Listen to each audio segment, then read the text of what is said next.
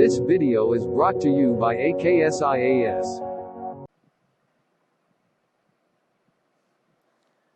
Good morning all of you. Welcome to AKSIAS. ఈరోజు September 10కి సంబంధించి ఈనాడు, సాక్షి, హిందూ మరియు ఇండియన్ ఎక్స్ప్రెస్లో వచ్చిన ముఖ్యమైన కరెంట్ అఫైర్స్ని చూద్దాం. సో ఈ కరెంట్ అఫైర్స్ అనేవి మీకు UPSC civil service prelims examination point of వ్యూలో మరియు ఏపీపీఎస్సీ మరియు టీఎస్పీఎస్సీ గ్రూప్ 1 మరియు గ్రూప్ 2 నిర్వహించే ఎగ్జామ్స్కి, గ్రూప్ 1 మరియు గ్రూప్ 2 ఎగ్జామ్స్కి మరియు ఇతర కాంపిటేటివ్ ఎగ్జామ్స్ అయిన ఎస్ఎస్సి, సిజిఎల్ మరియు క్లాట్, సో మరే ఇతర ఎగ్జామ్స్, గవర్నమెంట్ ఎగ్జామ్స్ వేటికైనా కానీ ఈ కరెంట్ అఫైర్స్ మీకు చాలా ఉపయోగకరంగా ఉంటుంది. సో ఈ కరెంట్ అఫైర్స్కి సంబంధించి కరెంట్ అఫైర్స్ మాత్రమే కాకుండా దానికి సంబంధించిన సబ్జెక్ట్ పాయింట్ ఆఫ్ వ్యూలో, అదేవిధంగా ఎక్కడ ఏ టాపిక్ చదవాలి అనే అంశాలు కూడా ఇక్కడ మీతో డిస్కస్ చేయడం అనేది జరుగుతుంది. కాబట్టి మీరు ఖచ్చితంగా ఈ కరెంట్ అఫైర్స్ని ఫాలో అవ్వండి. సో దాంతోపాటు డైలీ క్వశ్చన్స్ ప్రాక్టీస్ చేసుకోవడానికి మీకు క్వశ్చన్స్ కూడా ప్రొవైడ్ చేయడం జరుగుతుంది. సో డైలీ ఒక 5 క్వశ్చన్స్ ఇవ్వడం జరుగుతుంది. సో ఆ క్వశ్చన్స్ మీరు రెగ్యులర్గా ప్రాక్టీస్ చేస్తే మీకు ఈజీగా ఆ క్వశ్చన్స్కి సంబంధించి గుర్తుండే అవకాశం ఉంటుంది, ఆ టాపిక్స్. కాబట్టి మీరు రెగ్యులర్గా క్వశ్చన్స్ ప్రాక్టీస్ చేయండి. సో ఇక ఈరోజు మనము ఈ కరెంట్ అఫైర్స్లోకి వెళ్ళే ముందు నిన్న ఇచ్చిన క్వశ్చన్స్కి ఒకసారి సమాధానాలను చూద్దాం. సో ఇందులో మొదటి క్వశ్చన్ కనుక ఒకసారి మనం గమనిస్తే, ఫస్ట్ క్వశ్చన్ వచ్చేసి ఈ క్రింది వాటిని పరిశీలించండి అని ఇక్కడ మనకు 3 స్టేట్మెంట్స్ ఇవ్వడం జరిగింది. సో ఇక్కడ ఈ స్టేట్మెంట్స్లో ఫస్ట్ వచ్చేసి ప్రాథమిక విధులను ఐరిష్ రాజ్యాంగం నుంచి స్వీకరించాం అని ఒక స్టేట్మెంట్ ఇవ్వడం జరిగింది. సెకండ్ స్టేట్మెంట్ వచ్చేసి స్వరణ్ సింగ్ కమిటీ సూచనల మేరకు ప్రాథమిక విధులను భారత రాజ్యాంగంలో చేర్చారు. సి వచ్చేసి 42వ రాజ్యాంగ సవరణ ద్వారా 8 ప్రాథమిక విధులను చేర్చడం జరిగింది. సో ఇందులో సరైన వాటిని గుర్తించండి అని కింద మనకు 4 ఆప్షన్స్ ఇవ్వడం జరిగింది. సో మనము ఈ ప్రాథమిక విధులు ఏవైతే ఉన్నాయో సో దీనిని మనము పాలిటీలో భాగంగా చదువుకుంటాం. సో దానికి సంబంధించి సో ఇక్కడ స్టేట్మెంట్స్ కనుక మనము గమనిస్తే, సో మనము ఈ ప్రాథమిక విధులను ఎక్కడి నుంచి గ్రహించాము అనేది చాలా చాలా ఇంపార్టెంట్. సో మనము ఈ ప్రాథమిక విధులను రష్యా రాజ్యాంగం నుంచి గ్రహించడం జరిగింది. కాబట్టి ఇక్కడ మనకు ఈ మొదటి స్టేట్మెంట్ అనేది రాంగ్ స్టేట్మెంట్గా చెప్పుకోవచ్చును. స్వరణ్ సింగ్ కమిటీ సూచనల మేరకు ప్రాథమిక విధులను భారత రాజ్యాంగంలో చేర్చడం అనేది జరిగింది. సో ఇది మనకు కరెక్ట్ స్టేట్మెంట్ ఇది. సో ప్రాథమిక విధులకు సంబంధించిన కమిటీ వచ్చేసి స్వరణ్ సింగ్ కమిటీ. ఈ కమిటీ సిఫార్సుల మేరకు ఈ ప్రాథమిక విధులను మన భారత రాజ్యాంగంలో చేర్చడం అనేది జరిగింది. కాబట్టి సెకండ్ స్టేట్మెంట్ మనకు కరెక్ట్ స్టేట్మెంట్గా చెప్పుకోవచ్చును. ఇక 42వ రాజ్యాంగ సవరణ ద్వారా 8 ప్రాథమిక విధులను చేర్చారు అని ఇక్కడ ఇవ్వడం జరిగింది.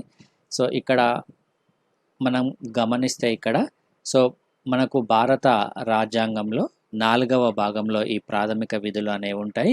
సో ఆర్టికల్ 51A భాగంగా మొత్తం 10 ప్రాథమిక విధులను 42వ రాజ్యాంగ సవరణ ద్వారా చేర్చడం జరిగింది. ఇక్కడ 8 కాదు, మొత్తం 10 ప్రాథమిక విధులను మన రాజ్యాంగంలో చేర్చడం జరిగింది. కాబట్టి ఇది రాంగ్ స్టేట్మెంట్. సో కాబట్టి మనకు ఆన్సర్ వచ్చేసి బి మాత్రమే కరెక్ట్ సమాధానంగా మనం చెప్పుకోవాలి. ఆ తర్వాత మనకు ప్రస్తుతం 86వ రాజ్యాంగ సవరణ అనేది జరిగింది. దీనికి ప్రాథమిక విధులకు సంబంధించి ఈ సవరణ ద్వారా 11వ ప్రాథమిక విధిని రాజ్యాంగంలో చేర్చడం అనేది జరిగింది. ఇది గుర్తుంచుకోండి దీనికి సంబంధించి. సో అదేవిధంగా ఈ ప్రాథమిక విధులకు సంబంధించి మరొక కమిటీ కూడా ఏర్పాటు చేయడం జరిగింది, జస్టిస్ వర్మ కమిటీ. సో ప్రాథమిక విధులకు సంబంధించి వాటి అమలుపై తీసుకోవలసిన చర్యల గురించి పలు సూచనలు చేయవలసిందిగా 1998లో జస్టిస్ జగదీష్ శరణ్ వర్మ అధ్యక్షతన ఒక కమిటీని కూడా ఏర్పాటు చేయడం జరిగింది. అది కూడా గుర్తుంచుకోండి. సో ఇక మనకు సెకండ్ క్వశ్చన్ ఒకసారి చూద్దాం. ఈ సెకండ్ క్వశ్చన్ కనుక ఒకసారి మనం గమనిస్తే, ఇక్కడ మనకు 3 స్టేట్మెంట్స్ ఇవ్వడం జరిగింది. మొదటిది ఐఎన్ఎస్ విక్రాంత్ స్వదేశీ పరిజ్ఞానంతో తయారు చేసిన విమాన వాహక నౌక అని మొదటి స్టేట్మెంట్. ఐఎన్ఎస్ విక్రమాదిత్యను రష్యా నుంచి దిగుమతి చేసుకున్నాం అనేది సెకండ్ స్టేట్మెంట్. భారత నావికాదళం కేవలం ఒక విమాన వాహక నౌకనే ఉపయోగిస్తున్నది మూడు స్టేట్మెంట్స్. పై వాక్యాలలో సరికాని వాటిని గుర్తించండి అని మనకి ఇక్కడ 4 ఆప్షన్స్ ఇవ్వడం జరిగింది. సో ఇక్కడ మనకు ఈ ఆప్షన్స్ కనుక ఒకసారి మనం చూసుకుంటే ఐఎన్ఎస్ విక్రమాదిత్య ఏదైతే ఉందో ఈ ఐఎన్ఎస్ విక్రమాదిత్యను రష్యా నుంచి దిగుమతి చేసుకోవడం జరిగింది. ఇది మనకు కరెక్ట్ స్టేట్మెంట్గా చెప్పుకోవచ్చును. సో ఐఎన్ఎస్ విక్రాంత్ ఏదైతే ఉందో ఐఎన్ఎస్ విక్రాంత్ మనం స్వదేశీ పరిజ్ఞానంతో తయారు చేసిన ఒక విమాన వాహక నౌక. దీనిని కొచ్చిన్ షిప్ యార్డ్లో తయారు చేయడం అనేది జరిగింది ఐఎన్ఎస్ విక్రాంత్ని. కాబట్టి ఇది కరెక్ట్ స్టేట్మెంట్. ఇది కూడా కరెక్ట్ స్టేట్మెంట్.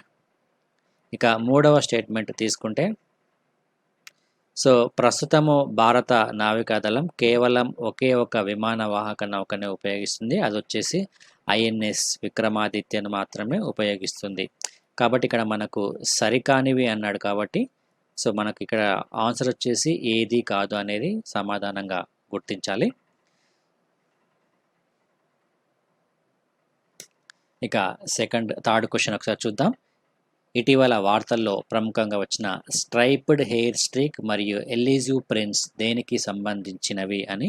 సో ఇది మనకు కరెక్ట్ సమాధానం వచ్చేసి అరుణాచల్ ప్రదేశ్లో కనిపించే సీతాకొక చిలుకల జాతులకు సంబంధించింది. కాబట్టి మనకు ఇది బి అనేది కరెక్ట్ స్టేట్మెంట్. సో మనకు ఇటువంటి క్వశ్చన్స్ ఎక్కువగా యూపీఎస్సీ ప్రిలిమినరీ ఎగ్జామ్స్లో అడిగే అవకాశం ఉంటుంది.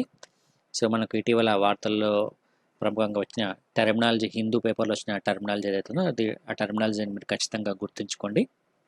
సో ఇక ఈరోజు మనము కరెంట్ అఫైర్స్ కనుక ఒకసారి చూస్తే మొట్టమొదటి అంశము ఇది మరాఠా కోటాకి సంబంధించి సుప్రీంకోర్టు ఒక బెంచ్ను ఏర్పాటు చేయాలని నిర్ణయం తీసుకోవడం అనేది జరిగింది. సో దానికి సంబంధించి ఏ 3 judge bench of the supreme court referred a group of petitions challenging the Maratha reservations to a constitution bench. So దీనిని ఒక రాజ్యాంగపరమైన బెంచ్కి ఇవ్వాలని సుప్రీంకోర్టు న్యాయమూర్తి నిర్ణయం తీసుకోవడం అనేది జరిగింది. సో ఇక్కడ ముఖ్యంగా ఈ రిజర్వేషన్స్కి సంబంధించి ఈ మరాఠా కమ్యూనిటీ ఏదైతే ఉందో ఈ మరాఠా కమ్యూనిటీకి సంబంధించి రిజర్వేషన్స్ను ఇస్తూ మహారాష్ట్ర ఒక బిల్లును తీసుకురావడం అనేది జరిగింది, ఒక చట్టాన్ని. సో మరాఠా రిజర్వేషన్ లా అని అంటారు. సో దీని ప్రకారము సో వీరికి 12 to 13% వరకు రిజర్వేషన్ ఇచ్చే అవకాశం అనేది ఉంది. అయితే ప్రస్తుతం ఈ రిజర్వేషన్ ఏదైతే ఉందో ఈ రిజర్వేషన్ అనేది మనకు రాష్ట్రాల వారీగా ఒక లిమిట్ అనేది ఉంటుంది. 50%కు మించి ఆ రాష్ట్రాల యొక్క రిజర్వేషన్ దాటకూడదు అని. సో ప్రస్తుతం ఇక్కడ ఈ మరాఠా కమ్యూనిటీకి రిజర్వేషన్ ఇస్తున్న సమయంలో అది 50%ను దాటే అవకాశం ఉంటుంది. కాబట్టి సో దానికోసమని దీనిపై చర్చించడానికి ఒక కాన్స్టిట్యూషన్ బెంచ్ని ఏర్పాటు చేయాలని నిర్ణయం తీసుకోవడం అనేది జరిగింది. సో ఇక్కడ మనకు ముఖ్యంగా పాలిటీ పాయింట్ ఆఫ్ వ్యూ చూసుకొని ఈ రిజర్వేషన్స్కి సంబంధించిన టాపిక్ ఒకసారి మీరు బ్యాక్గ్రౌండ్ చూసుకోండి. అదేవిధంగా ఈబీసీ రిజర్వేషన్ ఏదైతే ఉందో EWS economic weaker sections reservation ఏదైతే ఉందో ఆ రిజర్వేషన్కి సంబంధించిన అమెండ్మెంట్ కూడా ఒకసారి చూసుకోండి. సో ఇక నెక్స్ట్ టాపిక్ గనక ఒకసారి మనం చూసుకుంటే Israel in trade talks with India China. So ప్రస్తుతము ఇజ్రాయిల్ వాణిజ్య సంబంధాలను మెరుగుపరచుకోవాలని సో భారత్ మరియు చైనాతో చర్చలు కొనసాగిస్తుంది. So Israel hopes that tensions between India and China will ease and it is in talks with both countries on trade agreements according to an Israel officials అనే ఒక వార్త ఇక్కడ ఇవ్వడం జరిగింది. సో ఇజ్రాయెల్ ఈ తన యొక్క వాణిజ్యపరమైన అంశాలలో ద్వైపాక్షిక అంశాలను మరింతగా మెరుగుపరచుకోవాలనే ఉద్దేశంతో ప్రస్తుతము ఇండియా మరియు చైనాతో చర్చలను కొనసాగిస్తుంది. సో అందులో భాగంగానే ప్రస్తుతం ఇండియా మరియు ఈ చైనాల మధ్య కొనసాగుతున్న వివాదం ఏదైతే ఉందో ఆ వివాదాన్ని శాంతియుతంగా పరిష్కరించుకోవాలని కూడా ఒక సూచన చేయడం అనేది జరిగింది. So Israel plan to discuss India United Arab Emirates Israel cooperation in a number of areas such as agriculture, technology, water once the UAE Israel agreement is formally signed in Washington on September 15. So India మరియు ఇజ్రాయెల్కి సంబంధించి ఇక్కడ మనకు ఈ keyword చాలా చాలా important. ఇది ఒకసారి note down చేసుకోండి. India United Arab Emirates Israel cooperation. So India మరియు యునైటెడ్ అరబ్ ఎమిరేట్స్ మరియు ఇజ్రాయిల్ కోఆపరేషన్, ఈ 3 దేశాల మధ్య సత్సంబంధాలు కొనసాగే విధంగా భవిష్యత్తులో వివిధ రంగాలలో ఈ దేశాలు ఒప్పందాలు కుదుర్చుకునే అవకాశం అనేది ఉంది. సో అందులో ముఖ్యంగా వచ్చేసి వ్యవసాయము మరియు సాంకేతిక పరిజ్ఞానము మరియు నీటి రంగానికి సంబంధించి ఈ ఒప్పందం అనేది భవిష్యత్తులో కుదుర్చుకునే అవకాశం ఉంటుంది. సో గతంలో మనకు ఆల్రెడీ మనం చదువుకున్నాం, UAE మరియు ఇజ్రాయిల్ల మధ్య ఒక చారిత్రాత్మకమైన ఒప్పందం కుదిరింది అని. సో అది ఈ సెప్టెంబర్ 15వ తేదీన అఫీషియల్గా వీరు ఆ ఒప్పందంపై సంతకం చేయనున్నారు. సో ఆ తర్వాత ఇండియా మరియు ఇజ్రాయిల్ల మధ్య ఈ ద్వైపాక్షిక వాణిజ్య సంబంధాల గురించి చర్చలు మరింత ముందుకు వెళ్ళే అవకాశం ఉంటుంది. So last month Israel foreign minister inaugurated it's first Asia Pacific day. ఇది గుర్తుంచుకోండి. Hosting 11 Asian countries. So 11 Asia దేశాలకు సంబంధించి అందులో ఇండియా కూడా ఒక భాగస్వామ్యంగా ఉంది. సో ఇజ్రాయిల్ ఫారిన్ మినిస్ట్రీ ఎవరైతే ఉన్నారో అతను ఈ ఆసియా పసిఫిక్ డేను ఆవిష్కరించడం అనేది జరిగింది, మొత్తం 11 దేశాలతో కూడిన ఆసియన్ కంట్రీస్తో కలిపి. సో దీని యొక్క ప్రధానమైన ఉద్దేశం ఏమిటి? Increasing the trade and investment with the east as a key priority for post COVID-19 economic recovery. ప్రస్తుతం COVID-19 నేపథ్యంలో ఎకానమీ అనేది కొంత సంక్షోభంలో నెలకొన్న పరిస్థితి ఉంది. సో ఈ కోవిడ్ సంక్షోభం తీరిన తర్వాత ఎకానమీని మరింతగా మెరుగుపరిచేందుకు ఈ వివిధ దేశాల మధ్య వాణిజ్యాన్ని కూడా పెంపొందించుకోవాలి అనే ఉద్దేశంతో ఈ ఆసియా పసిఫిక్ డేని ఇనాగ్రేట్ చేయడం అనేది జరిగింది. సో ఇక China, Hong Kong and India are Israel's biggest trading partners in Asia. So మొత్తం ఆసియాలో కనుక దేశాలను కనుక ఒకసారి మనం గమనిస్తే చైనా, హాంకాంగ్ మరియు ఇండియా, ఈ 3 దేశాలు ఏవైతే ఉన్నాయో సో ఇవి ఇజ్రాయెల్కు అతిపెద్ద వాణిజ్య భాగస్వామ్య దేశాలుగా ఉన్నాయని మనం చెప్పుకోవచ్చును. Since both China and India established full diplomatic ties with Israel in 1992. So Bharat మరియు చైనాలు ఈ ఇజ్రాయెల్తో 1992వ సంవత్సరంలో ద్వైపాక్షిక సంబంధాలు కుదుర్చుకున్న తర్వాత China's trade has increased from 15 million to 15 బిలియన్కి చేరింది. సో ఈ చైనాకి సంబంధించి ఇజ్రాయెల్ మధ్య వ్యాపారం అనేది దాదాపుగా 50 మిలియన్ల నుంచి 15 బిలియన్లకు పెరిగింది అని. అదే ఇండియా వ్యాపారం కనుక ఒకసారి మనం చూసుకుంటే ఇండియా వాణిజ్యానికి సంబంధించి 200 మిలియన్ల నుంచి 5 బిలియన్స్కి మాత్రమే పెరిగింది అని మనం ఇక్కడ గమనించాలి. అంటే ఇండియా మరింతగా ఇజ్రాయెల్తో ఈ వాణిజ్య వ్యాపారాలను కొనసాగించాల్సిన అంశం అనేది మనకు గుర్తుంచుకోవాలి ఇక్కడ. సో గతంలో ప్రధానమంత్రి నరేంద్ర మోడీ ఇజ్రాయిల్లో పర్యటించడం అనేది జరిగింది జనవరి 2018లో. సో అప్పుడు ఈ ఇరు దేశాల మధ్య జరిగిన ఈ ఒప్పందాలను గురించి ఒకసారి మనం పరిశీలిస్తే సైబర్ సెక్యూరిటీ కోఆపరేషన్కి సంబంధించి ఒక ఒప్పందం అనేది జరిగింది, మరియు ఆయిల్ అండ్ గ్యాస్ సెక్టార్కి సంబంధించి ఒప్పందము, protocol and amendments to the air transport agreement. So వాయు రవాణాకి సంబంధించి సో ప్రోటోకాల్స్ ఏవైతే ఉన్నాయో ఆ ప్రోటోకాల్లో వివిధ సవరణలు చేయాలనే అంశంలో ఒక ఒప్పందం అనేది కుదిరింది. Agreement on film coproduction, so సినిమా రంగానికి సంబంధించి ఒక ఒప్పందం కుదిరింది ఇజ్రాయిల్ మరియు ఇండియాల మధ్య. Cooperation in the field of research in homeopathic medicine. So homeopathic మెడిసిన్కి సంబంధించి పరిశోధనలు కొనసాగించడానికి ఒక ఒప్పందం జరిగింది. సో మరియు శాంతి కాదు సారీ, ఇది MOU for cooperation in the field of space. So space రంగానికి సంబంధించి ఒక ఒప్పందం. Memorandum of intent between the Invest India and Invest in Israel. So భారతదేశంలో ఇన్వెస్ట్మెంట్ చేయడము మరియు ఇజ్రాయిల్లో ఇన్వెస్ట్ చేయడము అనే ఒక ఒప్పందం కుదిరింది. Intent for cooperation in metal air batteries. So metal air బ్యాటరీస్కి సంబంధించి ఇరు దేశాల మధ్య సహకారాన్ని పెంపొందించుకునే విధంగా ఒక ఒప్పందము. Cooperation in concentrated solar thermal technologies. ఈ సోలార్ థర్మల్ సాంకేతిక పరిజ్ఞానం ఏదైతే ఉందో ఈ సాంకేతిక పరిజ్ఞానానికి సంబంధించి ఇజ్రాయిల్ మరియు ఇండియాల మధ్య ఒప్పందం అనేది కుదిరిందని మనం చెప్పుకోవచ్చు. ఇది మనకు ఒకసారి ఈ బ్యాక్గ్రౌండ్ అనేది ఒకసారి చూసుకోవాలి, చాలా చాలా ఇంపార్టెంట్ ఇది. సో భవిష్యత్తులో ఈ ఇరు దేశాల మధ్య మరిన్ని వాణిజ్య ఒప్పందాలు కుదిరే అవకాశం అనేది ఉంటుంది. సో ఇక నెక్స్ట్ టాపిక్ గనక చూసుకుంటే massive Chinese buildup on north bank of Pangong lake అని. సో ఇది మనము రోజు రెగ్యులర్గా న్యూస్లో చెప్పుకుంటున్నాము. దానికి సంబంధించి ముప్పేట దాడికే డ్రాగన్ పన్నాగం అని మనకు తెలుగులో కూడా ఒక న్యూస్ ఇవ్వడం జరిగింది. సేమ్ ఇదే న్యూస్ ఇక్కడ మనకు తెలుగులో వచ్చింది.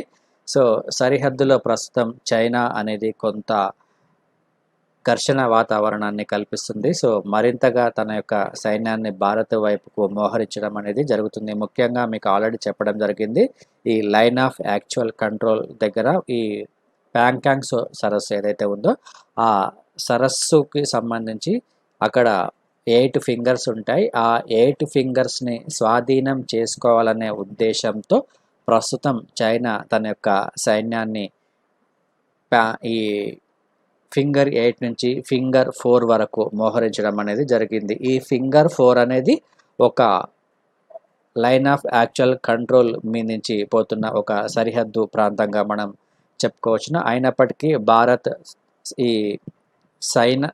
ఈ సైన్యానికి సంబంధించి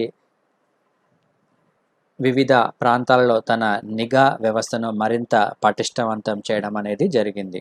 సో ఇక్కడ మరొక అంశం వచ్చేసి ఇక్కడ బ్లాక్ టాప్ అనే ప్రాంతం ఉంటుంది ఈ ప్యాంగాంగ్ సమీప ప్రాంతంలో. సో ఇప్పుడు ఈ బ్లాక్ టాప్ అనే ప్రాంతంపై చైనా తన యొక్క ప్రయత్నాలను ముమ్మరం చేసింది. సో ఈ టిబెట్ మరియు తూర్పు తుర్కిస్తాన్ల పేర్లను మార్చిన ఈ చైనా గతంలో ఈ పేర్లను మార్చడం అనేది జరిగింది. సో ప్రస్తుతం ఇప్పుడు ఈ బ్లాక్ టాప్ అనే ప్రాంతం పేరును షెన్ పావో షాన్ అనే ప్రాంతంగా మార్చాలని ప్రయత్నాలు చేస్తుంది. సో దీనికి అర్థం వచ్చేసి అగ్ని పర్వతం అని దీని యొక్క అర్థం.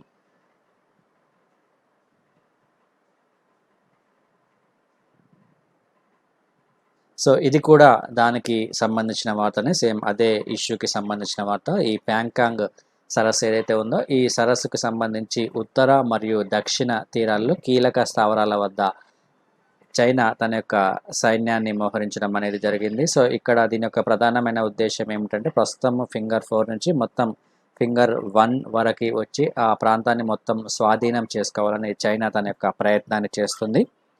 సో ఇది ఆల్రెడీ మీకు నిన్న కూడా ఎక్స్ప్లెయిన్ చేయడం జరిగింది మ్యాపింగ్ గురించి. ఇక నెక్స్ట్ టాపిక్ తీసుకుంటే హిమాలయ నదుల్లో తగ్గనున్న మత్స్య సంపద అనే ఒక వార్త మనకు కనిపిస్తుంది. సో ప్రస్తుతము హిమాలయ పర్వత ప్రాంతాలకి సంబంధించి అక్కడ వాతావరణంలో అనేక మార్పులు అనేవి కొనసాగుతున్నాయి.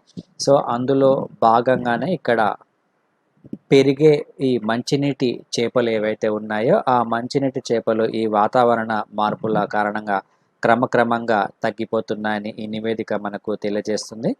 సో ఇక్కడ ముఖ్యంగా ఇక్కడ ఉన్న నీరు ఏదైతే ఉందో ఆ నీరు క్రమక్రమంగా వేడెక్కి పోవడంతో వీటి యొక్క నివాస ప్రాంతాలు వచ్చే 30 సంవత్సరాల్లో 16%, 2070వ సంవత్సరం నాటికి 26% తగ్గిపోతాయని ఒక నివేదిక తెలియజేస్తుంది. ఆ నివేదిక పేరు వచ్చేసి wild life institute of India శాస్త్రవేత్తలు రూపొందించిన ఒక అధ్యయనము. ఇక్కడ మనకు ఈ మంచినీటి చేపలు గుర్తుంచుకోండి, స్నో ట్రౌట్ అంటారు వీటిని. సో ఇవి క్రమక్రమంగా తగ్గిపోతున్నాయి, ఎందుకంటే ఇక్కడ కొంత భూమి యొక్క వాతావరణం అనేది వేడెక్కడము ప్రధానమైన కారణంగా మనం గుర్తుంచుకోవాలి.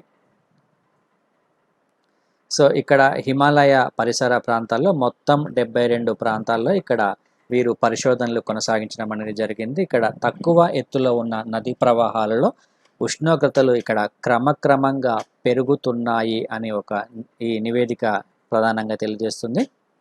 సో హిమాలయాలు అంటే మనకు సాధారణంగా మనం చెప్పుకుంటాం శీతల ప్రదేశాలుగా, కానీ ప్రస్తుతం వాతావరణ కాలుష్యం వలన వాతావరణంలో వస్తున్న అనేక విపత్కర పరిణామాల వలన ఇక్కడ ఈ నీరు ఏదైతే ఉందో ఆ నీరు అనేది ఇక్కడ వేడెక్కడం అనేది జరుగుతుంది.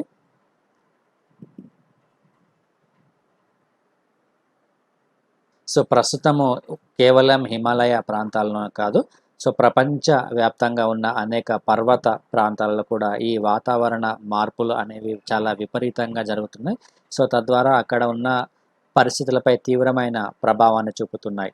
సో ఉష్ణోగ్రతలు పెరగడము, హిమానీ నదాలు కరగడము వంటివి మిగతా ప్రాంతాలతో కంపేర్ చేసుకుంటే మనకు ఈ హిమాలయ ప్రాంతాల్లోనే చాలా ఎక్కువగా కనిపిస్తుందని ఈ నివేదిక తెలియజేస్తుంది. సో దీనికి ప్రధానమైన కారణం వచ్చేసి ఇక్కడ నదీ లోయల్లో అనేక రకమైన మార్పులు చేయడము, అనేక రకమైన నిర్మాణాలు చేపట్టడము, విచ్చలవిడిగా చేపల వేటను చేపట్టడము. సో ఇవన్నీ ఈ దుష్పరిణామాలకు ప్రధానమైన కారణంగా మనం చెప్పుకోవచ్చును. అదేవిధంగా ఇక్కడ ఈ హిమాలయ పర్వత ప్రాంతాల యొక్క పరిరక్షణ కోసము భారత్, నేపాల్ మరియు భూటాన్లు సో ఎటువంటి రాజకీయ విభేదాలు లేకుండా సో ఈ ప్రాంతాలను పరిరక్షించుకోవాలని, సో దానికి సంబంధించి విధి విధానాలను రూపొందించుకోవాలని ఈ నివేదిక తెలియజేయడం అనేది జరిగింది. సో ఇక నెక్స్ట్ టాపిక్ కనుక చూసుకుంటే defence exports increased 700% in 3 years. So in the past 3 years the country witnessed a staggering 700% growth in defense exports from 1521 crores to in 2016-17 to 10,745 crores in 2018-19. So ఈ డిఫెన్స్ ఎక్స్పోర్ట్స్కి సంబంధించి so ఈ పెరుగుదల అనేది చాలా గణనీయంగా పెరిగిందని సో బిపిన్ రావత్ ఒక ప్రకటన చేయడం అనేది జరిగింది. గతంలో ఇది 1521 కోట్లుగా ఉంటే 2016-17 సంవత్సరంలో ప్రస్తుతము ఈ ఎక్స్పోర్ట్స్ అనేవి 10,745 కోట్లకు చేరుకున్నాయని సో ఇతను ఒక ప్రకటన చేయడం జరిగింది, defence staff general Bipin Rawat గారు. సో ఇది ఆల్ టైమ్ హై రికార్డుగా చెప్పుకోవచ్చు. All time high and 19th in the list of defence exporters in 2019. So ప్రస్తుతం ఆల్రెడీ మనం చెప్పుకున్నాం ఈ రక్షణ రంగానికి సంబంధించి స్వయం స్వావలంబనను సాధించే దిశగా భారత ప్రభుత్వం అనేక రకమైన చర్యలు తీసుకోవడం జరిగింది. సో వివిధ దేశాల నుంచి దిగుమతి చేసుకుంటున్న వాటిని కూడా గతంలో బ్యాన్ చేయడం అనేది జరిగింది. సో ప్రస్తుతం DRDO అనేది ఈ రక్షణ రంగానికి సంబంధించి అనేక రకమైన పరిశోధనలు అనేవి కొనసాగిస్తుంది మన భారతదేశము స్వయం స్వావలంబన దిశగా వృద్ధి చెందడానికి. సో ఇక్కడ మరికొన్ని అంశాలు కనుక మనం చూసుకుంటే India is the 3rd largest Splendor on defence around the world. So మొత్తం ప్రపంచంలోనే ఇండియా అనేది ఈ డిఫెన్స్ రంగంపై ఖర్చు చేస్తున్న వాటిలో 3వ స్థానంలో ఉందని ఇక్కడ చెప్పడం జరిగింది. సో దీనికి సంబంధించి బడ్జెట్లో గతంలో కూడా కేటాయించడం అనేది జరిగింది. సో దేశీయ పరమైన ప్రొక్యూర్మెంట్కు విదేశీ ప్రొక్యూర్మెంట్కి సంబంధించి 2 భాగాలుగా విభజించడం అనేది జరిగింది. So when the aim to achieve manufacturing turnover $25 billion or 1,75,000 crores including the exports of $5 billion in aerospace and defense goods and services by 2025కి ఈ టర్నోవర్ చేరుకోవాలని ఒక లక్ష్యాన్ని నిర్దేశించుకోవడం అనేది జరిగింది. సో ఇది ఆల్రెడీ మీకు చాలాసార్లు ఎక్స్ప్లెయిన్ చేశాను. దానికి సంబంధించి నివేదిక కూడా గతంలో మీకు ఎక్స్ప్లెయిన్ చేశాను. Defence ministry issued defence production and export promotion policy 2020 అనే ఒక రిపోర్ట్ను కూడా తయారు చేయడం అనేది జరిగింది. సో దీనికి సంబంధించి కంప్లీట్గా ఆల్రెడీ మీకు ఎక్స్ప్లెయిన్ చేశాను. డిఫెన్స్ రిపోర్ట్కి సంబంధించి, అదేవిధంగా డిఫెన్స్ రంగానికి సంబంధించి బడ్జెట్లో ఎంత కేటాయించారు, సో ఆ అంశాలు కూడా ఎక్స్ప్లెయిన్ చేశాను. ఇక నెక్స్ట్ టాపిక్ చూసుకుంటే చిరు లోహ విహంగం యుద్ధానికి సిద్ధమని. ఇది స్వదేశీ సాంకేతిక పరిజ్ఞానంతో తయారు చేసిన ఒక తేలికపాటి యుద్ధ విమానం ఇది. సో తేలికపాటి యుద్ధ హెలికాప్టర్. సో దీనికి సంబంధించి ప్రస్తుతం ఒక పరీక్ష నిర్వహించడం అనేది జరిగింది, హిందుస్థాన్ ఏరోనాటిక్స్ లిమిటెడ్. సో ఇది విజయవంతం అవడం జరిగింది. సో ఇది హిమాలయ ప్రాంతాల్లోని అత్యంత శీతల ప్రదేశంలో 10 రోజుల పాటు ఈ హెలికాప్టర్ యొక్క పనితీరును పరీక్షించడం అనేది జరిగింది. సో ఇది లేహ్లో ఉన్న ISA+320C వద్ద దౌలత్ బేగ్ ఓల్డీలోని అత్యధిక ఉష్ణోగ్రతలతో పాటు 5000 MASL అడ్వాన్స్డ్ ల్యాండింగ్ గ్రౌండ్ వద్ద ఈ సామర్థ్యాన్ని పరీక్షించడం అనేది జరిగింది. దీన్ని పరీక్షించింది ఎవరంటే హిందుస్థాన్ ఏరోనాటిక్స్ లిమిటెడ్ అని మనం గుర్తుంచుకోవాలి. ఇక నెక్స్ట్ టాపిక్ తీసుకుంటే భారత్లో తగ్గిన శిశు మరణాల రేటు అని. భారత్లో శిశు మరణాల రేటు తగ్గుముఖం పట్టిందని ఒక నివేదిక మనకు తెలియజేస్తుంది. 1990 నుంచి 2019 మధ్య ఈ శిశు మరణాల సంఖ్య అనేది క్రమక్రమంగా తగ్గింది అని సో ఐక్యరాజ్య సమితి ఇక్కడ ఒక నివేదికను తెలియజేయడం అనేది జరిగింది. అయినప్పటికీ భారత్ యొక్క పరిస్థితి మరింత మెరుగుపడాల్సిన అవసరం అనేది ఉందని కూడా ఈ నివేదిక ఒక హెచ్చరికను జారీ చేయడం జరిగింది. సో ప్రస్తుతము ప్రపంచవ్యాప్తంగా చోటు చేసుకున్న 5 సంవత్సరాల లోపు పిల్లల యొక్క మరణాలు కనుక ఒకసారి మనం తీసుకుంటే నైజీరియాతో పాటు మన భారతదేశంలో సుమారుగా 3/1 నమోదు అవ్వడం జరిగింది. సో శిశు మరణాల్లో దశలు సరళలు 2020 పేరిట ఐక్యరాజ్య సమితి ఈ నివేదికను విడుదల చేయడం అనేది జరిగింది. సో ఇక్కడ 1990 నాటికి 5 ఏళ్లలోపు శిశు మరణాల రేటు మన భారతదేశంలో 126గా ఉంటే అది ప్రస్తుతం 2019వ సంవత్సరం నాటికి 34కు తగ్గింది అని మనం గుర్తుంచుకోవాలి. ఇది చాలా చాలా ఇంపార్టెంట్ ప్రిలిమ్స్ పాయింట్ ఆఫ్ వ్యూలో. సో 1990 నాటికి ఎంత ఉంది భారతదేశంలో శిశు మరణాల రేటు? 126గా ఉంది. అయితే 2019వ సంవత్సరం నాటికి అది 34కు తగ్గింది. శిశు మరణాల రేటును మనం సాధారణంగా ప్రతి 1000 జననాలకు ఎంతమంది చనిపోయారో అనేది లెక్కించడం అనేది జరుగుతుంది. సో ఈ సమయంలో అంటే 1990 నుంచి 2019 ఈ మధ్య కాలంలో శిశు మరణాల రేటు అనేది ప్రతి సంవత్సరము 4.5% మేర తగ్గుతూ రావడం జరిగింది. సో 1990లో దాదాపుగా 34 లక్షల మంది మరణిస్తే 2019వ సంవత్సరంలో 8.2 లక్షల మంది చనిపోవడం అనేది జరిగింది. సో ఆడ శిశు మరణాల రేటు వచ్చేసి భారత్లో 131 నుంచి 35కు పడిపోయింది. ఇది దీనికి సంబంధించి ప్రిలిమ్స్ పాయింట్ ఆఫ్ వ్యూలో చాలా చాలా ఇంపార్టెంట్ నెంబర్స్ గుర్తుంచుకోండి ఇక్కడ. అదేవిధంగా ఈ నివేదికను ఎవరు విడుదల చేశారనే అంశం కూడా గుర్తుంచుకోండి.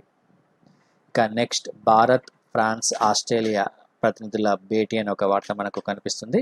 ముఖ్యంగా ఈ చైనా ఇండో పసిఫిక్ ప్రాంతంలో తన యొక్క సైనిక కార్యకలాపాలను పెంచుతున్న నేపథ్యంలో ఈ భారత్, ఫ్రాన్స్, ఆస్ట్రేలియా ప్రతినిధులు భేటీ అవ్వడము ఒక ముఖ్యమైన అంశంగా మనం ఇక్కడ చెప్పుకోవచ్చును. సో ముఖ్యంగా ఈ ఇండో పసిఫిక్ ప్రాంతం ఏదైతే ఉందో ఈ ఇండో పసిఫిక్ ప్రాంతంలో చైనా అనేక సైనిక కార్యకలాపాలను నిర్వహిస్తుంది మరియు అనేక కృత్రిమ ద్వీపులను కూడా నిర్మించుకొని తన యొక్క స్థావరాలుగా అది ప్రకటించుకోవడం అనేది జరుగుతుంది. ముఖ్యంగా ఇక్కడ ఉన్న చిన్న చిన్న దీవులు ఏవైతే ఉన్నాయో ఆ దీవులపై ఆధిపత్య ధోరణిని చైనా ప్రదర్శించడం అనేది జరుగుతుంది. కాబట్టి సో ఈ చైనాకు అడ్డుకట్ట వేయడానికి సో భారత్, ఫ్రాన్స్ మరియు ఆస్ట్రేలియా ప్రతినిధులు ఎవరైతే ఉన్నారో ఆ ఆస్ట్రేలియా ప్రతినిధులు భేటీ అవ్వడం ఒక ప్రధానమైన అంశంగా చెప్పుకోవచ్చును. సో ముఖ్యంగా ఇక్కడ ఈ ఇండో పసిఫిక్ ప్రాంతంలో మరింతగా ఈ ద్వైపాక్షిక సంబంధాలను మెరుగుపరచుకోవాల్సిన అవసరం అనేది ఉంది. ఇక్కడ శాంతియుతమైన మరియు సురక్షితమైన సంపన్నమైన ప్రాంతంగా ఈ ఇండో పసిఫిక్ ప్రాంతాన్ని తీర్చిదిద్దాల్సిన అవసరం అనేది ఈ దేశాలపై ఉంది. కాబట్టి సో ఈ భేటీ అనేది మనకు చాలా చాలా ఇంపార్టెంట్. సో దీనిపై ఎటువంటి నిర్ణయాలు తీసుకుంటారో మనం భవిష్యత్తులో వేచి చూడాలి. ఇక నెక్స్ట్ టాపిక్ వచ్చేసి వీధి వ్యాపారులకు ఆన్లైన్ ప్లాట్ఫామ్ అని. సో సాధారణంగా వీధి వ్యాపారులు, స్ట్రీట్ వెండర్స్ ఎవరైతే ఉన్నారో, తోపుడు బండ్లపై వ్యాపారం చేసుకునేవారు, వారికి సంబంధించి ప్రధానమంత్రి ఒక ప్రకటన చేయడం అనేది జరిగింది. సాధారణంగా ఈ పెద్ద పెద్ద వ్యాపార సంస్థలకు మాత్రమే ఒక ఆన్లైన్ డెలివరీ ప్లాట్ఫామ్ అనేది ఉంటుంది. ఈ వీధి వ్యాపారులు ఎవరైతే ఉన్నారో, ఈ వీధి వ్యాపారులలో కూడా ఈ ఆన్లైన్ ట్రాన్సాక్షన్స్, డిజిటల్ పేమెంట్స్ విధానాన్ని ప్రోత్సహించాలని భారత ప్రధానమంత్రి ఈ ఆత్మ నిర్భర్ నిధి, ఇది స్ట్రీట్ వెండర్కి సంబంధించి ఆత్మ నిర్భర్ నిధికి సంబంధించిన లబ్ధిదారులు ఎవరైతే ఉంటారో ఆ లబ్ధిదారులను ఉద్దేశించి ఒక ప్రసంగం చేయడం అనేది జరిగింది. ప్రస్తుతం చాలా పెద్ద పెద్ద వ్యాపార సంస్థలు మాత్రమే ఈ డిజిటల్ పేమెంట్ విధానాన్ని అనుసరించడం అనేది జరుగుతుంది. ఈ స్ట్రీట్ వెండర్స్కి ఈ సాంకేతిక పరిజ్ఞానం కొంతవరకు తక్కువగా ఉంటుంది. వారిలో కూడా ఈ డిజిటల్ పేమెంట్ విధానాన్ని ప్రోత్సహించాల్సిన అవసరం అనేది ఖచ్చితంగా ఉంటుంది. పిఎం స్వనిధి పథకాన్ని విజయవంతంగా అమలు చేస్తున్న మధ్యప్రదేశ్ ప్రభుత్వాన్ని కూడా ఇక్కడ ప్రశంసించడం అనేది జరిగింది. పిఎం స్వనిధి అనే పథకం, ఈ పథకాన్ని గుర్తుంచుకోవాలి ఒకసారి. ఈ కోవిడ్-19 మహమ్మారి కారణంగా అనేక రంగాలు కూడా కుదేలవ్వడం జరిగింది. అందులో ఈ వీధి వ్యాపారుల పరిస్థితి కూడా చాలా దయనీయంగా ఉంది. అటువంటి సందర్భంలో ఇబ్బందులు పడుతున్న ఈ వీధి వ్యాపారులు ఎవరైతే ఉన్నారో వారిని ఆదుకునేందుకు కేంద్ర ప్రభుత్వం ఈ పిఎం స్వనిధి అనే పథకాన్ని ప్రారంభించడం అనేది జరిగింది. ఇక నెక్స్ట్ టాపిక్ కనుక తీసుకుంటే ఇది మనకు ప్రిలిమ్స్ పాయింట్ ఆఫ్ వ్యూలో ఇంపార్టెంట్. ప్రపంచ ప్రఖ్యాత గణాంక శాస్త్రవేత్త సిఆర్ రావ్ 100వ పుట్టినరోజు జరుపుకుంటున్న సందర్భంలో ఇక్కడ ఈ టాపిక్ ఇవ్వడం జరిగింది. మనకి ఇక్కడ ఎగ్జామినేషన్ పాయింట్ ఆఫ్ వ్యూలో వచ్చేసి ఇతను ఈ గణాంక శాస్త్రవేత్త, అంటే భారత స్టాటిస్టిక్ రంగానికి ఇతను ఎనలేని కృషి చేయడం అనేది జరిగింది, సిఆర్ రావ్. ఇతని పూర్తి పేరు వచ్చేసి ప్రొఫెసర్ కల్యంపూడి రాధాకృష్ణరావు. ఈ పేరు గుర్తుంచుకోండి, కంప్లీట్ పేరు మీరు గుర్తుంచుకోవాలి. ఇతనికి హైదరాబాద్లో CR Rao advanced institute of mathematics, statistics and computer science అనే ఒక సంస్థ ఉంది. దాని యొక్క వ్యవస్థాపకులుగా మనం ఇతన్ని చెప్పుకోవచ్చును, సిఆర్ రావుని. ఇతనికి అనేక పురస్కారాలు కూడా లభించడం జరిగింది. అమెరికా అధ్యక్షుడు జార్జ్ బుష్ చేతుల మీదుగా ఆ దేశ అత్యున్నత నేషనల్ మెడల్ ఆఫ్ సైన్స్ పురస్కారం ఇతను అందుకోవడం జరిగింది. ఇది మనకు ప్రిలిమ్స్ పాయింట్ ఆఫ్ వ్యూలో ఇంపార్టెంట్. అదేవిధంగా ఇతను స్టాటిస్టిక్స్ రంగానికి చేసిన కృషికి గాను భారత ప్రభుత్వము 1968లో పద్మభూషణ్, 2001లో పద్మ విభూషణ్ అనే పురస్కారాలతో సత్కరించడం అనేది జరిగింది. ఇది గుర్తుంచుకోండి. అదేవిధంగా ఇతను అనేక రకమైన పుస్తకాలను కూడా రచించడం జరిగింది. UK international statistical institute of mathematical science, international biometric సొసైటీకి ఇతను గతంలో అధ్యక్షుడిగా పనిచేయడం జరిగింది. ఇక నెక్స్ట్ టాపిక్ తీసుకుంటే ప్లాస్మా పని చేయట్లేదని ఒక వార్త ఇవ్వడం జరిగింది. దీనికి సంబంధించి ఐసీఎంఆర్ ఒక కీలకమైన ప్రకటన ఇవ్వడం జరిగింది. కోవిడ్ బారిన పడిన వారికి ఈ ప్లాస్మా చికిత్సను గతంలో తీసుకురావడం జరిగింది. వారి మరీ క్రిటికల్గా ఉన్న పేషెంట్స్ ఎవరైతే ఉన్నారో ఆ పేషెంట్స్కి ఈ ప్లాస్మా చికిత్సను అందజేయడం జరుగుతుంది. అయితే ఇక్కడ ప్రస్తుతం ఈ ఐసీఎంఆర్, భారతీయ వైద్య పరిశోధన సంస్థ ఏదైతే ఉందో ఈ సంస్థ కోవిడ్ వైద్యంలో ఈ ప్లాస్మా చికిత్స అంత పెద్దగా ప్రభావం చూపడం లేదని ఒక స్పష్టమైన ప్రకటన చేయడం అనేది జరిగింది. మరణాల రేటును తగ్గించడంలో కానీ, ఈ కరోనా వైరస్ యొక్క తీవ్రతను తగ్గించడంలో కానీ ప్లాస్మా అనుకున్నంతగా ప్రభావం చూపలేకపోవడం అనేది జరిగింది. వీరు దీనికి సంబంధించి వివిధ హాస్పిటల్స్ నుంచి ఒక సమాచారాన్ని సేకరించడం జరిగింది. ఆ సమాచారం ఆధారంగా కొన్ని పరిశోధన చేసి ఈ ప్లాస్మా చికిత్స అనేది అంత అనుకున్నంత మేరకు ప్రభావం చూపలేదని వీరు ఒక ప్రకటన చేయడం అనేది జరిగింది. ఇక నెక్స్ట్ టాపిక్ ప్రభుత్వ రంగ బ్యాంకుల ఖాతాదారులకు ఇంటి వద్దకే సేవలు అనే ఒక ప్రకటన ఇవ్వడం జరిగింది. ప్రధాన ఆర్థిక శాఖ మంత్రి నిర్మలా సీతారామన్ ఈ ప్రకటన ఇవ్వడం జరిగింది. ప్రభుత్వ రంగ బ్యాంకులు ఏవైతే ఉన్నాయో ఆ బ్యాంకుల కస్టమర్స్ ఖాతాదారులు ఎవరైతే ఉన్నారో వారి ఇంటి వద్దకే బ్యాంకింగ్ సేవలను అందించే కార్యక్రమాన్ని కేంద్ర ఆర్థిక శాఖ మంత్రి నిర్మలా సీతారామన్ ప్రారంభించడం జరిగింది. ఈ పేరు గుర్తుంచుకోండి. ఈ ఆర్థిక సేవల విభాగం ప్రవేశపెట్టిన ఈజ్ సంస్కరణ 2018లో దీన్ని ప్రవేశపెట్టడం జరిగింది. అందులో భాగంగా ఈ సేవలను అందుబాటులోకి తేవడం జరిగింది. ఇక్కడ ఈజ్ సంస్కరణ అనేది గుర్తుంచుకోండి ఇక్కడ. సో దీని యొక్క ప్రధానమైన ఉద్దేశం ఏమిటంటే ఈ బ్యాంకింగ్ వినియోగదారులు ఎవరైతే ఉంటారో వారికి అత్యంత సులభంగా మరియు సౌకర్యవంతంగా ఈ బ్యాంకింగ్ సేవలను అందించడమే ఈ కార్యక్రమం యొక్క ప్రధానమైన ఉద్దేశం.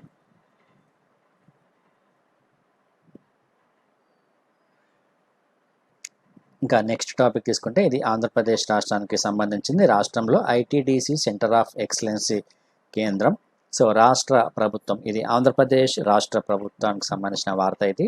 సో అది గుర్తుంచుకోండి. ఇది రాష్ట్ర ప్రభుత్వం అత్యంత ప్రతిష్టాత్మకంగా చేపట్టిన నైపుణ్య అభివృద్ధి కేంద్రాల్లో భాగస్వామ్యం కావాలి అనే ఉద్దేశంతో కేంద్ర ప్రభుత్వ రంగ సంస్థలు ముందుకు రావడం జరిగింది. పర్యాటక రంగానికి సంబంధించి అవసరమైన నైపుణ్యం కలిగిన మానవ వనరులను తీర్చిదిద్దేందుకు సెంటర్ ఆఫ్ ఎక్సలెన్సీ ఏర్పాటుకు భారత పర్యాటక అభివృద్ధి సంస్థ ముందుకు రావడం జరిగింది.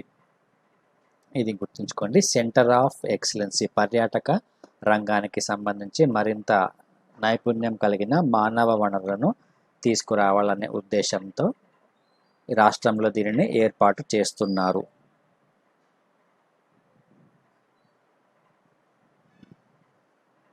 ఇక నెక్స్ట్ టాపిక్ తీసుకుంటే దక్షిణాదిలో ఫ్రూట్స్ క్యాపిటల్గా ఆంధ్రప్రదేశ్ అని సో ఒక వార్త కనిపిస్తుంది. సో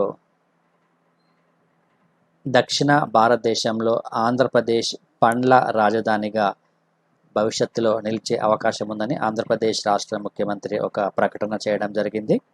సో దేశవ్యాప్తంగా పండ్ల ఉత్పత్తిలో ఆంధ్రప్రదేశ్ రాష్ట్రం యొక్క వాటాను కనుక ఒకసారి మనం గమనిస్తే ఇది 15.6% ఉంది. ఇది గుర్తుంచుకోండి. దేశవ్యాప్తంగా పండ్ల ఉత్పత్తిలో ఆంధ్రప్రదేశ్ రాష్ట్ర వాటా 15.6% ఉంది. సో అందులో భాగంగా ఆంధ్రప్రదేశ్ రాష్ట్ర ముఖ్యమంత్రి కిసాన్ రైలును ప్రారంభించడం అనేది జరిగింది. సో ఇది అనంతపురం మరియు ఢిల్లీ మధ్య నడుస్తుంది ఈ కిసాన్ రైలు.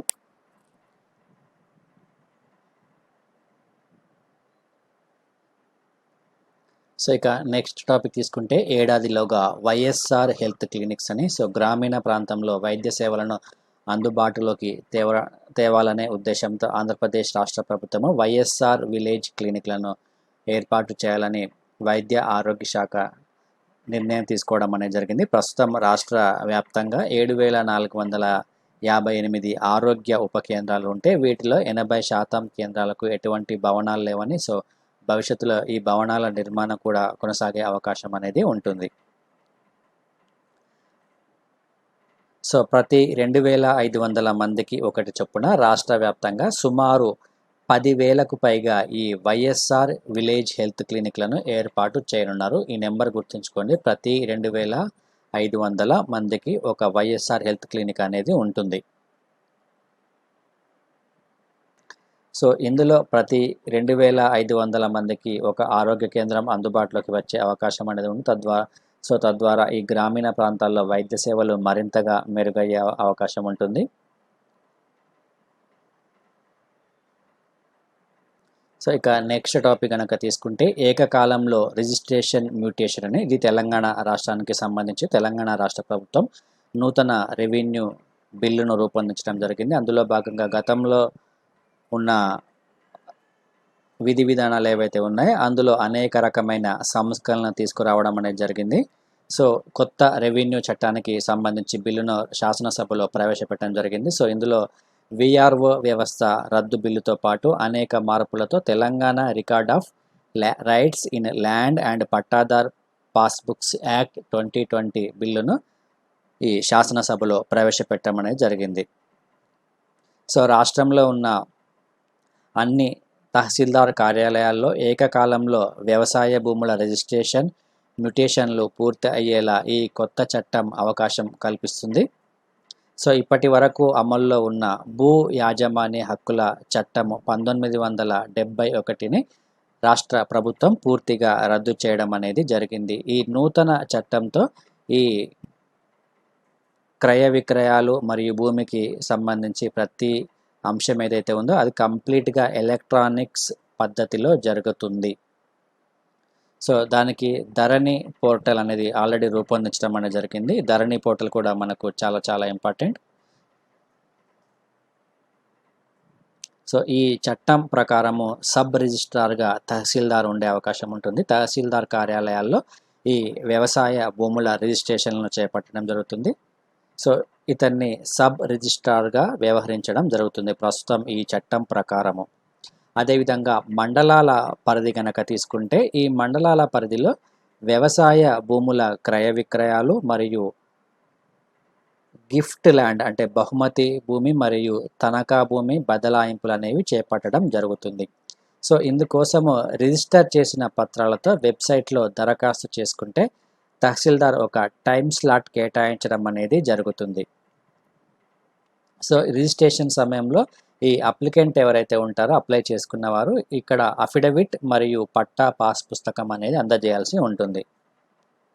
సో ఆ తర్వాత ఈ ధరణి పోర్టల్లో ఈ భూమికి సంబంధించిన డాక్యుమెంట్స్ ఏవైతే ఉన్నాయో ఆ డాక్యుమెంట్స్ సమాచారంతో ఈ తహసీల్దారు ఒకసారి వెరిఫై చేసుకొని ఈ స్టాంపుల చట్టం ప్రకారము ఈ స్టాంప్ డ్యూటీ మరియు మ్యుటేషన్ రుసుము ఏదైతే ఉందో ఆ రుసుమును వసూలు చేయడం అనేది జరుగుతుంది.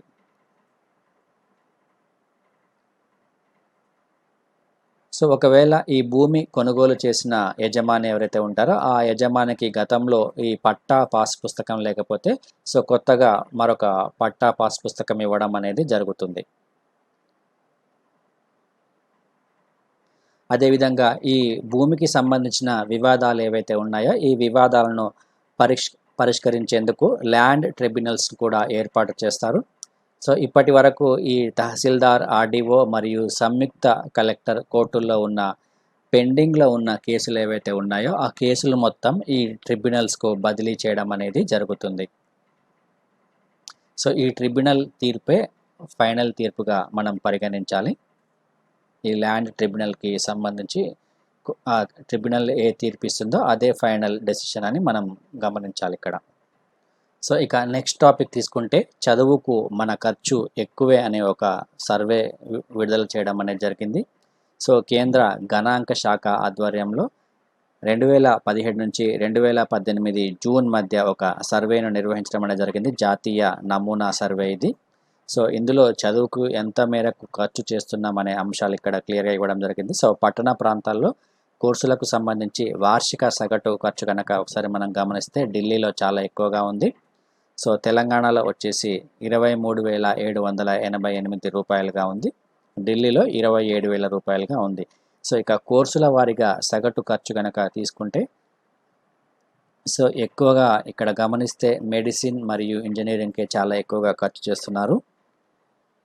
జాతీయ సగటు పూర్వ ప్రాథమిక నుంచి పీజీ వరకు సాధారణ కోర్సులపై ఒక్కొక్క భారతీయ కుటుంబము సంవత్సరానికి సగటున 8,331 రూపాయలు ఖర్చు చేస్తుంటే తెలంగాణలో ఇది 13,095 రూపాయలుగా ఉంది. ఆంధ్రప్రదేశ్లో 10,045 రూపాయలుగా ఖర్చు చేయడం అనేది జరుగుతుంది. ఇది సగటు.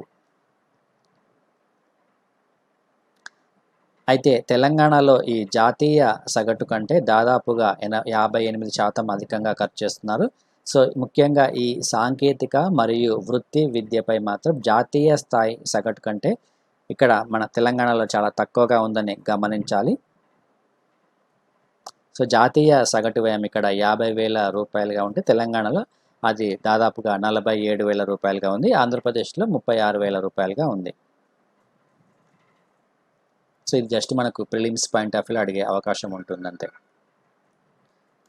నెక్స్ట్ టాపిక్ అంతరాలు తగ్గిస్తేనే ఆదాయపు రెట్టింపు అని. సో పంటల దిగుబడికి వచ్చే అవరోధాలు ఏవైతే ఉంటాయో ఆ అవరోధాలను పరిష్కరించే విధంగా ఐకార్ ఒక డ్రాఫ్ట్ను విడుదల చేయడం అనేది జరిగింది. ఆంధ్రప్రదేశ్లో రైతుల ఆదాయము రెట్టింపు అవ్వాలి అంటే సో ఈ పంట దిగుబడులు ఏవైతే ఉంటాయో ఈ దిగుబడుల్లో వివిధ జిల్లాల మధ్య ఉన్న అంతరాన్ని తగ్గించి ఆ జిల్లాల మధ్య సమన్వయాన్ని ఏర్పాటు చేయాలని ఈ కేంద్ర వ్యవసాయ పరిశోధన మండలి ముఖ్యంగా పేర్కొనడం అనేది జరిగింది. సో దీనికి సంబంధించి అన్ని రాష్ట్రాలకు అనుగుణంగా ఒక ప్రత్యేకమైన డ్రాఫ్ట్ను తయారు చేయడం అనేది జరిగింది కేంద్ర వ్యవసాయ పరిశోధన మండలి. సో ఆంధ్రప్రదేశ్ రాష్ట్రానికి సంబంధించి అక్కడ ఉన్న వాతావరణ పరిస్థితులను సమీక్షించి సాగు విధానాల్లో లోపాలను కూడా ఈ వ్యూహపత్రంలో వెల్లడించడం అనేది జరిగింది. ఒకే పంట ఒక జిల్లాలో గరిష్ట దిగుబడి వస్తే మరొక జిల్లాలో కనిష్ట స్థాయికి పడిపోవడానికి గల కారణాలను కూడా వివరించడం జరిగింది.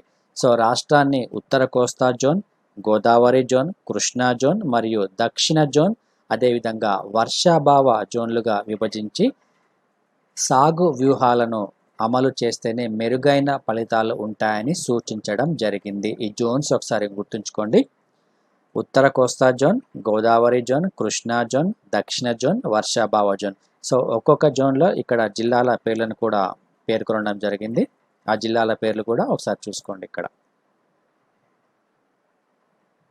అదేవిధంగా పాడి పరిశ్రమ అభివృద్ధి ఆంధ్రప్రదేశ్ రాష్ట్రంలో మరింతగా అభివృద్ధి చెందాలంటే అందుకు అవసరమైన దాన సరఫరా విధానం ఏదైతే ఉందో దాన్ని కూడా ఖచ్చితంగా అమలు చేయాలని కూడా సూచించడం జరిగింది. సో ఇక వివిధ పంటలకు సంబంధించి వచ్చే ముఖ్యమైన సమస్యలను కూడా ఈ వ్యూహాత్మక పత్రం పేర్కొనడం జరిగింది. సో వరిలో సమస్యలు గనక చూసుకుంటే తరచుగా వరదలు రావడము, సో భూమిలో లవణ స్థాయి పెరగడము, భూసారము ఉత్పాదకత తగ్గిపోవడము, ఎండ చలి కారణంగా పంటలపై ఒత్తిడి పెరగడము, పంట కోతల సమయంలో అనుకోకుండా తుఫాన్లు మరియు భారీ వర్షాలు సంభవించడము. సో ఇవి ప్రధానమైన సమస్యలుగా ఇక్కడ చెప్పడం జరిగింది. సో మరికొన్ని సమస్యలు కనుక మనం చూసుకుంటే ఈ చిన్న మరియు సన్నకారు రైతులు ఎవరైతే ఉంటారో ఆ రైతుల అవసరాలకు తగినట్లుగా సూక్ష్మ స్థాయి యంత్రాలు మరియు స్ప్రే పరికరాలు లేకపోవడం కూడా ఒక ప్రధాన సమస్యగా మనం చెప్పుకోవచ్చును. ఇక కూలీ విషయానికి వస్తే ఈ కూలీ పనులు చేసేవారు ఎవరైతే ఉన్నారో సో వారి యొక్క సాగు వ్యయం అనేది పెరగడం వలన మరింతగా ఆర్థిక భారం పడే అవకాశం ఉంటుంది ఈ రైతుల మీద. సో మరొక ముఖ్యమైన అంశం వచ్చేసి ఈ సాగునీటి వ్యవస్థ ఏదైతే ఉందో ఈ సాగునీటి వ్యవస్థ అనేది సక్రమంగా అమలు చేయలేకపోవడం కూడా మరొక సమస్యగా చెప్పుకోవచ్చును. ఇది వరి పంటకు సంబంధించి. ఇక జొన్న పంటకు సంబంధించి తక్కువ దిగుబడులు ఇచ్చే దేశీ వంగడాలనే ఉపయోగించడం ఒక ప్రధానమైన కారణంగా మనం చెప్పుకోవచ్చును. సో ఎరువుల వినియోగంపై సరైన అవగాహన లేకపోవడము, వర్షాలు ఏవైతే ఉన్నాయో ఆ వర్షాల మధ్య అంతరం పెరిగిపోయి తేమ తగ్గడము అనేది కూడా ఈ జొన్న దిగుబడికి తగ్గడానికి ప్రధానమైన కారణంగా మనం చెప్పుకోవచ్చు. సో మొక్కజొన్నకు వచ్చేసి వాతావరణ పరిస్థితులను తట్టుకొని నిలిచేవి మరియు స్వల్పకాలంలో దిగుబడి ఇచ్చే వంగడాలు ఏవైతే ఉంటాయో అవి ఈ రైతులకు అందుబాటులోకి లేకపోవడం వలన అక్కడ వీరికి దొరికిన వంగడాలనే ఇక్కడ వీరు పంట వేయడం అనేది జరుగుతుంది. సో తద్వారా మొక్కజొన్న యొక్క దిగుబడి కూడా చాలా తక్కువగా ఉంటుందని ఈ నివేదిక మనకు తెలియజేయడం అనేది జరిగింది. సో ముఖ్యంగా ఈ మొక్కజొన్న పంటకు కావలసి మనకు భూమిలో ఈ ఆర్గానిక్ కార్బన్ ఏదైతే ఉందో ఈ ఆర్గానిక్ కార్బన్ క్రమక్రమంగా తగ్గడం కూడా మరొక కారణం ఈ దిగుబడి తగ్గడానికి. ఇక నూనె గింజల విషయాన్ని కనుక తీసుకుంటే నూనె గింజలకు సంబంధించి విత్తనాలు ఏవైతే ఉన్నాయో ఆ విత్తనాలు ఎక్కువగా నకిలీ విత్తనాలు లభించడం వలన ఈ దిగుబడి అనేది క్రమంగా తగ్గుతుంది. కాబట్టి రైతులకు నాణ్యమైన ఈ నూనె గింజల విత్తనాలను ఏర్పాటు చేయవలసిన బాధ్యత ప్రభుత్వం మీద ఉంటుంది. సో మినుముకు వచ్చేసి వరి కోతల తర్వాత దీన్ని సాగు చేయడంతో ఎక్కువ కలుపు తలెత్తడము, పంట చివరి కాలంలో నీటి సమస్యలు ఏర్పడడం అనేది మినుము పంటకు సంబంధించి ఒక ప్రధానమైన సమస్య. సో ఈ విధంగా వివిధ రకాల పంటలకు ఎటువంటి సమస్యలు ఎదుర్కొంటున్నారు అనే అంశంపై ఈ వ్యూహాత్మక పత్రం అనేది క్షుణ్ణంగా తెలియజేయడం అనేది జరిగింది. సో దీనిని ప్రభుత్వం పరిగణనలోకి తీసుకొని ఈ సమస్యలన్నింటినీ పరిష్కరించాల్సిన అవసరం అనేది ఉంటుంది. దానికి తగ్గట్లుగా అన్ని రాష్ట్ర ప్రభుత్వాలు ఆయా రాష్ట్రాలలో వ్యవసాయ పంటలకు సంబంధించి ఒక సమగ్రమైన ప్రణాళికను రూపొందించుకోవాల్సిన అవసరం అనేది ఉంటుంది. సో అందులో భాగంగానే మనకి ఇక్కడ ఈ పంటల దిగుబడి ఏ విధంగా ఉంది అనే ఒక టేబుల్ కూడా ఇవ్వడం జరిగింది. వరి, జొన్న, సజ్జ, మొక్కజొన్న ఇటువంటి పంటలకు సంబంధించి గరిష్టంగా ఏ జిల్లాలో ఎక్కువగా పండుతున్నాయి, కనిష్టంగా ఏ జిల్లాలో ఎక్కువగా పండుతున్నాయని ఒక టేబుల్ ఇవ్వడం జరిగింది. ఈ టేబుల్ కూడా ఒకసారి నోట్ డౌన్ చేసుకోండి. మనకు ప్రిలిమ్స్ పాయింట్ ఆఫ్ వ్యూలో చాలా చాలా ఇంపార్టెంట్. వరి ఏ జిల్లాలో ఎక్కువగా పండుతుందంటే పశ్చిమ గోదావరి జిల్లాలో ఎక్కువగా పండుతుంది. అతి తక్కువగా అంటే విశాఖ జిల్లాలో అని మనం ఒక ప్రిలిమ్స్ పాయింట్ ఆఫ్ వ్యూలో ఈ క్వశ్చన్స్ అడిగే అవకాశం ఉంటుంది. కాబట్టి ఈ టేబుల్ నోట్ డౌన్ చేసుకోండి. సో ఇది మనకి ఈరోజు ఉన్న టోటల్ కరెంట్ అఫైర్స్. ఇక క్వశ్చన్స్ ఇవ్వడం జరిగింది. ఈ క్వశ్చన్స్ కూడా ఒకసారి మీరు ఆన్సర్స్ చేయండి. సో ఏ రాష్ట్రంలో ఇండియా మొదటి పబ్లిక్ ఎలక్ట్రిక్ వెహికల్ ఛార్జింగ్ ప్లాజాను ప్రారంభించడం జరిగింది? ఇటీవల మనోదర్పణ్ కార్యక్రమాన్ని ప్రారంభించిన మంత్రిత్వ శాఖ ఏది? ఆత్మ నిర్భర్ భారత్ లక్ష్యాలను సాధించడానికి దేశంలో 1 కోటి మంది యువ వాలంటీర్లను సమీకరించడానికి యూనిసెఫ్ యువ కలిసి ఏ మంత్రిత్వ శాఖ భాగస్వామ్యం పనిచేస్తుందని ఇక్కడ కింద 4 ఆప్షన్స్ ఇచ్చారు. 4th question, consumer protection act 2019ను అమల్లోకి తెచ్చిన తేదీ ఏది? డేటా షేరింగ్ కోసము central board of direct tax డిపార్ట్మెంట్తో అవగాహన ఒప్పందం కుదుర్చుకున్న మంత్రిత్వ శాఖ ఏది? ఖాదీ గ్రామ పరిశ్రమల కమిషన్ మొదటి పాదరక్షల శిక్షణ కేంద్రాన్ని ఏ నగరంలో ప్రారంభించింది? ఇక్కడ మీకు మొత్తం 6 క్వశ్చన్స్ ఇవ్వడం జరిగింది. ఈ క్వశ్చన్స్కి సంబంధించి మీరు కరెక్ట్ ఆన్సర్స్ని కామెంట్స్లో పెట్టండి. ఇది మనకు ఈరోజు ముఖ్యంగా ఉన్న కరెంట్ అఫైర్స్. ఇక నెక్స్ట్ ఈ కరెంట్ అఫైర్స్కి సంబంధించి క్వశ్చన్స్ ఏవైతే ఉన్నాయో ఈ క్వశ్చన్స్ మీరు ఖచ్చితంగా ప్రాక్టీస్ చేయండి. AKS, IAS, UPSC civil service ఎగ్జామినేషన్స్కి జనరల్ స్టడీస్, ప్రిలిమ్స్ మరియు మెయిన్స్ ఇంటిగ్రేట్ కోచింగ్ అనేది ఇవ్వడం జరుగుతుంది. సో ఇందులో మీకు ప్రిలిమ్స్ 2 పేపర్స్, అదేవిధంగా జనరల్ స్టడీస్ అన్ని పేపర్స్కి కోచింగ్ అనేది మీకు అవైలబుల్గా ఉంటుంది. దాంతోపాటు ముఖ్యంగా సెకండ్ పేపర్కి సంబంధించి సీశాట్ పేపర్ ఏదైతే ఉందో ఆ సీశాట్ పేపర్ కూడా ప్రత్యేకంగా కోచింగ్ అనేది ఉంటుంది.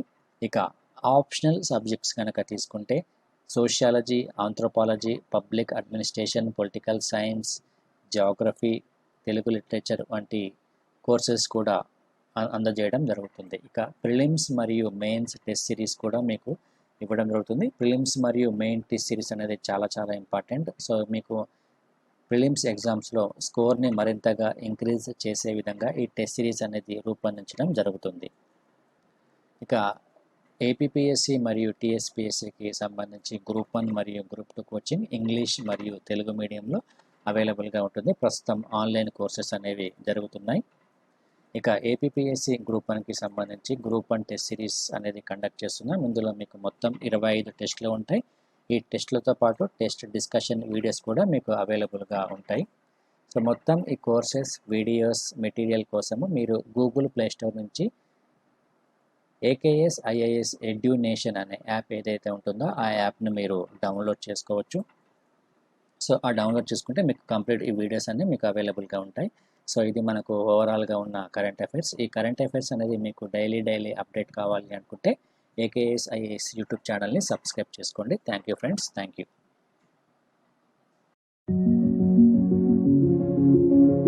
This video is brought to you by AKS IAS.